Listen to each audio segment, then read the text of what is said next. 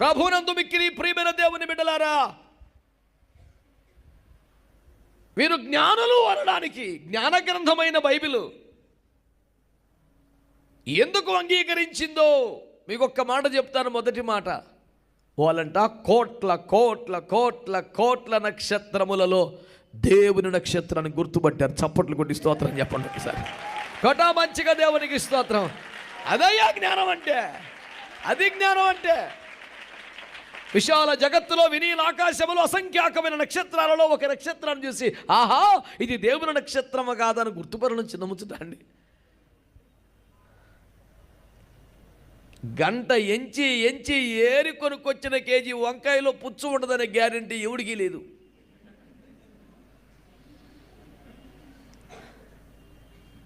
అన్ని నమ్మకంగా తీసుకొచ్చిన తర్వాత ఒకవేళ ఇంట్లో హోమ్ డిపార్ట్మెంట్ కొంచెం పవర్ఫుల్ అనుకో, దేవునికి స్తోత్రం. ఎందుకయ్యా పెద్ద మాటల కేజీ వంకాయలు మంచిది తెలుసు, సగం పుచ్చులే ఉన్నాయి.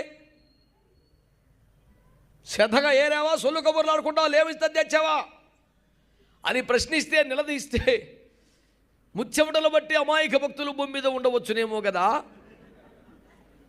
నేను ఎందుకు ఈ ముచ్చట చెప్తున్నానంటే, ఖచ్చితంగా కేజీ వంకాయల్లోనే పుచ్చులేని వంకాయని ఎంపిక చేయటం మనకంత సమస్యగా ఉంటే, కోటాను కోట నక్షత్రములు ఇది దేవుని నక్షత్రమును గుర్తుపట్టడం జ్ఞానం కాదా? ఇప్పటికే మీకు అర్థమైపోవాలా. ప్రకటన గ్రంథము 1వ అధ్యాయం 20వ వచనములో, నీవు నా కుడి చేతిలో చూస్తున్న 7 నక్షత్రములు 7 సంఘములకు దూతలు అని మాట్లాడాడు. ప్రకటన గ్రంథములో యోహాను పరవాసయ్యుండగా ప్రభువైన క్రీస్తు వారు తన మహామహిమతో ప్రత్యక్షమైనాడు. స్తోత్రం చెప్పండి. యేసుక్రీస్తు అలా ప్రత్యక్షమై ఇప్పటికి 2000 సంవత్సరాలు అవుతుంది. మొదటి శతాబ్దంలో జరిగిన ముచ్చట, 90 సంవత్సరం దగ్గరలో జరిగిన ముచ్చట ఇది. ఏమండి, క్రీస్తు శకం 1వ శతాబ్దంలోని క్రైస్తవులే యేసును సంపూర్ణ మహిమ కలిగిన దేవునిగా చూసి ఆరాధన చేస్తే, ఇప్పటికి 2000 సంవత్సరాల తర్వాత కూడా మన సోకాల్డ్ క్రైస్తవులు బాలయేసువా అని ఊపుతున్నాడు. ఉయ్యాల నా మీద పడి ఎడతారు, నీకు ఎందుకు రాలి గొడవని. యేసు ప్రభు నీకు మాత్రమే సంబంధించినట్టయితే నేను నోరు మూసుకుందును, నా ప్రభువు నువ్వు ఉయ్యాల్లో ఊపలేవని చెప్తూ నా హక్కు. నిన్ను డిస్టర్బ్ చేసినట్టుగా ఫీల్ అవ్వబాకు, నీకు దండం పెడతా. దేవునికి స్తోత్రం చెప్పండి. ఏందండి, ఇంకొక అయ్య పాట పాడతాడు, బచ్చో కన్న ఇమ్మానుయేలు. యేసు ప్రభుని పడుకోబెడతావేట్రా, ఇది ఎక్కడ సిద్ధాంతం అండి. ఇంకొకడు భక్తుడు పాడాడు, నిన్ను గమ్న యోసేపు మరియమ్మలెప్పుడు నిదురిచిరి. వాళ్ళందరూ పడుకున్నారంట, అంటే పడుకోమని చెప్పడానికి రెఫరెన్స్ పెడుతున్నాడు. ఒక నిమేషము నీవు నిదురించు మాయ్యా. ఎంత బతిలాడు, నీకు ఏం కరం వచ్చిందిరా. ఆయన ఒక్క నిమిషం కన్నుమూతి ఎట్లుంటుంది. పెద్ద కేక వేసి సిలువలో ప్రాణం వదిలి పెడితే ప్రళయభీకర తుఫాను వచ్చిందిట, భూకంపం వచ్చింది. సారీ, తుఫాను కాదు. శిలలు చిన్నాభిన్నం అయిపోయింది, మొత్తం అల్లకొల్లం అయిపోయింది. యేసు రక్త వేద్యను బతిమలుకొని పడుకోబెడతా యేసు ప్రభు, నాకు అర్థమవుతావు. ఇశ్రాయేలును కాపాడువాడు, దేవునికి స్తోత్రం కలుగునగాక. హల్లెలూయా. ప్రభునందు మిక్కిలి ప్రియమైన దేవుని బిడ్డలారా, నా కుడి చేతులను చూస్తున్న 7 నక్షత్రములు 7 సంఘమునకు దూతలు. సంఘమునకు దూత అనగా సంఘ కాపరి. బిడ్డలారా, మీరు గమనించవలసిన విషయం, ఈ సువిశాలమైనటువంటి క్రైస్తవ ప్రపంచములో అసంఖ్యాకులుగా దైవ సేవకులు అనబడుచున్న వారు మనకు కనబడుచున్నారు. దైవజనుడు అనే స్థానానికి, పదానికి సంపూర్ణ గౌరవాన్ని ఇస్తూ, ఏ దైవజనుడిని కించపరిచే ఉద్దేశం నాకు లేదని మనవి చేసుకుంటూ,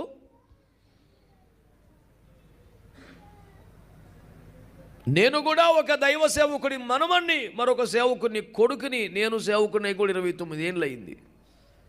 సేవే ప్రపంచముగా బ్రతుకుతున్నటువంటి ఓ దీన సేవకుని, సేవకుల పట్ల ఏమాత్రం అగౌరవ భావం లేదని, ఎప్పుడు ఉండదని మనవి చేసుకుంటూ, మీ అందరి దృష్టికి తెస్తున్న సత్యమేమనగా, నక్షత్రములన్నీ దేవుని నక్షత్రములు కావు అనే సత్యాన్ని. నక్షత్రముల సంఖ్యను ఆయనే నియమించెను, వాటికల్నియు పేరులు పెట్టుచున్నవాడనే. దేవునికి స్తోత్రం కలుగునుగాక. హల్లెలూయా. మొదటి కొరింథీ పత్రికలో 15వ అధ్యాయంలో నక్షత్రములో మహిమలో వ్యత్యాసములు లేని చెప్పాడు. అన్నీ ఒక గాటిని కట్టే వ్యవహారము లేదని చెబుతున్నాను. యెషయా గ్రంథం 14వ అధ్యాయములో కూడా తేజో నక్షత్రమా వేకువ చుట్ల నువ్వు ఎక్కువ ఆకాశం నుండి మరిపోయావని మాట్లాడుతూ, నువ్వు దేవుని నక్షత్రముల కంటే నీ సింహాసనం పైగా హెచ్చించుకుందాం అనుకున్నావు కదా, దానివల్ల నీకు నష్టం కలిగిందన్నాడు. దేవుని నక్షత్రముల కన్నా సంఘములోని మీరు ఎవరైనా చదువుకున్న వారైనా, ఉద్యోగస్తులైనా, చాలా గొప్ప స్థాయిలో ఉన్నవారైనా, మీకు ముందు నడుచుటకు, మీకు దారి చూపుటకు దేవుడు ఏర్పరిచిన దేవుని నక్షత్రమును కించపరచుట కానీ, తృణీకరించుట కానీ, చులకన చేయుట కానీ, వారిపై అపరాహం తీసుకునే ప్రయత్నం చేయడం కానీ, పై చేయిని ప్రదర్శించాలనే తాపత్రయము కానీ మంచివి కావని, అవి వాక్యక్రమము కాదని, అది ఆశీర్వాదకరం కాదని, అది నీకు మేలు చేయదని, అది నీకు శోభ తేదని, ఆ వైఖరిని వేడనాడమని క్రైస్తవ్యాన్ని నేను ఎంతగానో వేడుకుంటూ బ్రతిమాలుతున్నాను బిడ్డలారా. అదేమాత్రం నీకు మంచి చేయదు.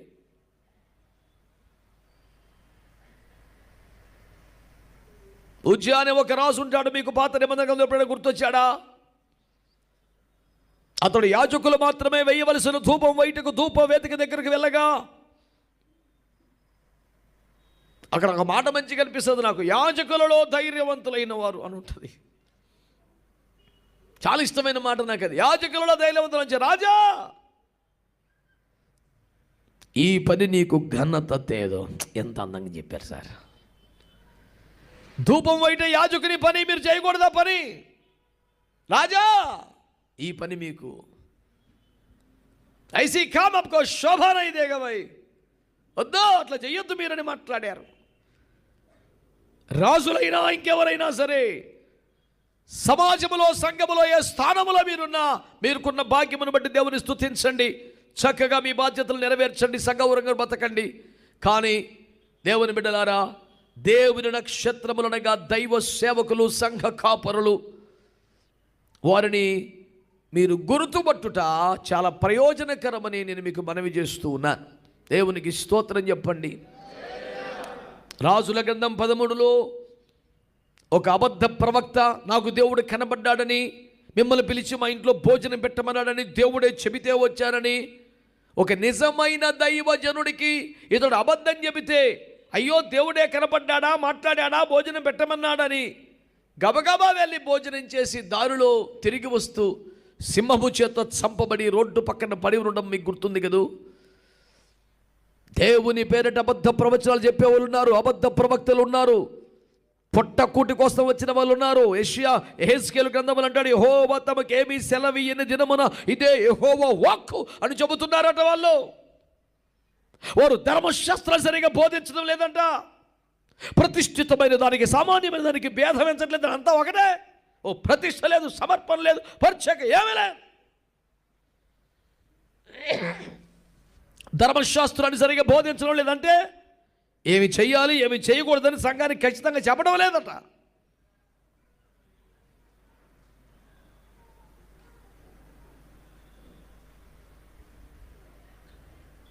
ఇలాంటి దుస్థితిలో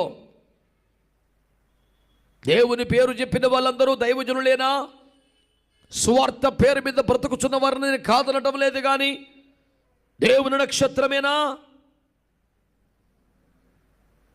అందుకనే తూర్పు దేశపు జ్ఞానుల గురించి బైబిల్లో ఇంత కితాబు ఇవ్వడానికి కారణం ఏమిటంటే, అన్ని కోట్ల నక్షత్రముల్లో ఏది దేవుని నక్షత్రమో వాళ్ళు తేటగా గుర్తుపట్టగలిగారు. దేవునికి స్తోత్రం చెప్పండి మంచిగా. హల్లెలూయా.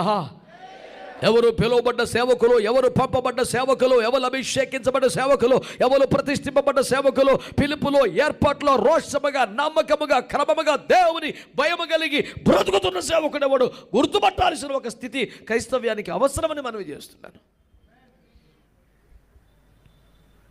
వేషమును బట్టో, అవతారను బట్టో, భాషను బట్టో, చేతిలో ఉన్న బైబిల్ని బట్టో కాదు. చెట్టు మంచిదని దాని ఫలమును బట్టి ఎంచమని కదా యేసయ్య చెప్పాడు కొండ మీది ప్రసంగంలో. చెట్టు మంచిదని దేన్ని బట్టి? చాలా ప్రేమగా పలకరిస్తాడండి పాస్టర్ గారు, చాలా మృదువుగా మాట్లాడతాడండి, వాక్యం బాగా చెప్తాడండి. ఇవన్నీ ఫలాలు కాదరా బాబు. ఫలం అంటే క్యారెక్టర్. దేవునికి స్తోత్రం. ఫలం అంటే క్యారెక్టర్ అండి, బుద్ధి, గుణం.